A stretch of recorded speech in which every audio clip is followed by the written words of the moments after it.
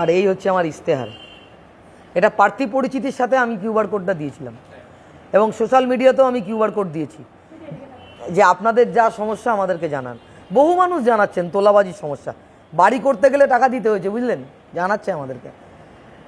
জমি কিনতে গেলে টাকা দিতে হচ্ছে এই তৃণমূলের পরিচালিত পৌরসভায়, তৃণমূল পরিচালিত পৌরসভায়, তৃণমূল পরিচালিত পঞ্চায়েতে এই কিউআর কোডের মধ্যে দিয়ে যদি চান সেটাও এই যে মেসেজগুলো বার করে করে পড়লাম আপনাদের দেখাতে পারি। বাড়ি করতে গেলে টাকা দিতে হচ্ছে, পঞ্চায়েতে জমি কিনে বাড়ি করেছে পঞ্চায়েতকে টাকা না, শুধু তৃণমূলের কাউন্সিল যিনি পঞ্চায়েত মেম্বার তাকে প্রার্থী দিতে হয়েছে। এবং মানে গোটা নোয়াপাড়া জুড়ে একটা তোলাবাজি রাজত্ব তৈরি করেছে তৃণমূল কংগ্রেসের নেতৃত্বে।